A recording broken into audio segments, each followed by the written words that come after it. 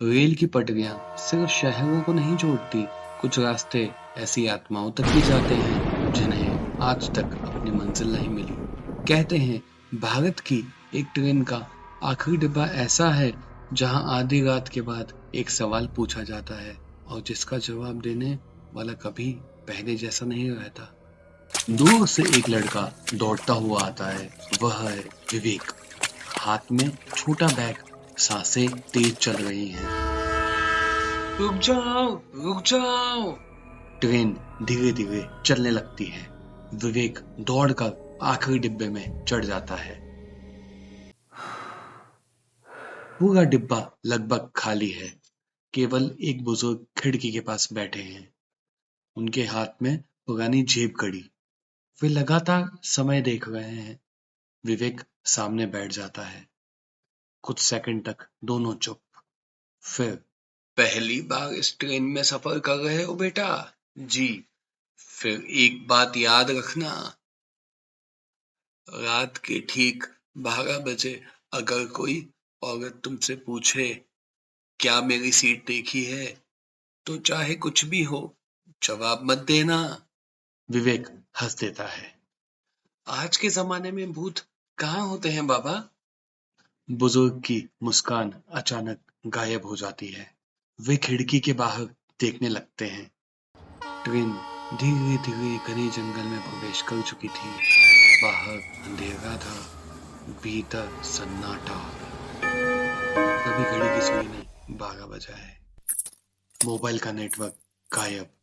अचानक पूरा डिब्बा ठंडा हो जाता है। ट्यूबलाइट झिलमिलाने लगती है। एक सीट पर सफेद साड़ी पहनी एक औरत बैठी है, चेहरा बालों से ढका।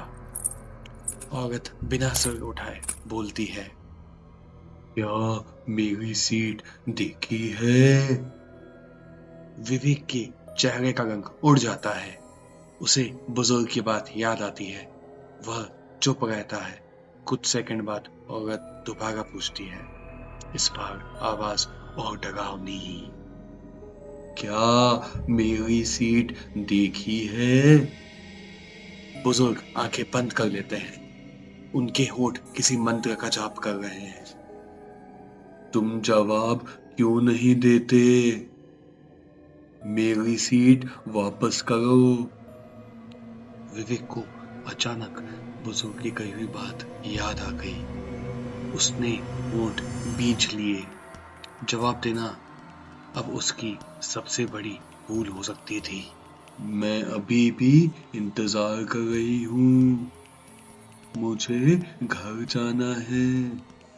टीटी आता है। टिकट दिखाइए। विवेक अपना टिकट दिखाता है। सर, इन मैडम का भी टिकट देख लीजिए। टीटी सामने देखता है, वहां कोई नहीं। विवेक पीछे देखता है, सीट खाली। उसके माथे पर पसीना। कौन मैडम? सर, अभी यहीं तो बैठी थी। टीटी धीरे धीरे बैठ जाता है। उसके चेहरे पर डर साफ दिख रहा है। लगता है आज फिर वो लौट आई हैं। कौन कौन थी वो? 5 साल पहले यही आखिरी डिब्बा था। नई नई शादी हुई थी उसकी। कुछ लुटेरे चढ़े। उन्होंने जेवर मांगे। उसने देने से साफ मना कर दिया।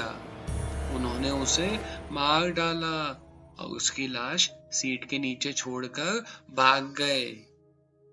सुबह उसकी लाश मिली, लेकिन उसकी आत्मा कभी इस डब्बे से नहीं गई।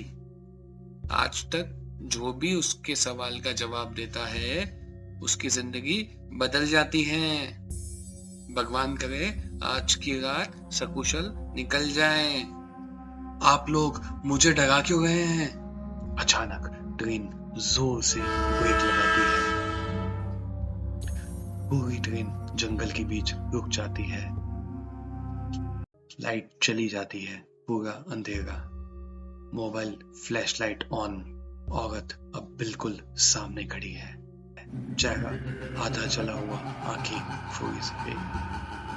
ये मेरे सामने कैसे आ गई? नहीं, मेरे पास मत आना। मेरी सीट वापस करो। ये क्या हो रहा है? विवेक पीछे हटता है। उसका पैर सीट से टकराता है, वह गिर जाता है। बुजुर्ग पहली बार अपनी सीट से उठते हैं, जेब से पुरानी फोटो निकालते हैं, उसमें वही दुल्हन। बेटी, मैं हर साल आता हूँ तुझे घर ले जाने। तेरी शादी अधूरी नहीं रही। अब भगवान ने तुझे बुला लिया है। चल बेटी, अब तुझे भटकना नहीं पड़ेगा। बुजुर्ग बैग से लाल चुनरी निकालते हैं। औरत चुनरी पकड़ लेती है। धीरे धीरे उसका चेहरा सामान्य होने लगता है। वह पहली बार मुस्कुराती है। पूरा डिब्बा सफेद रोशनी से भर जाता है। तेज हवा, आंखें बंद। कुछ सेकंड बाद सब सामान्य। ट्रेन फिर चल पड़ती है। विवेक आंखें खोलता है।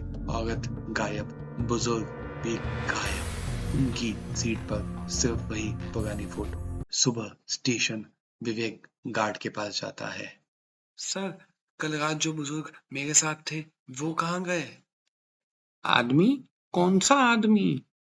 विवेक उनको बुजुर्ग की फोटो दिखाता है।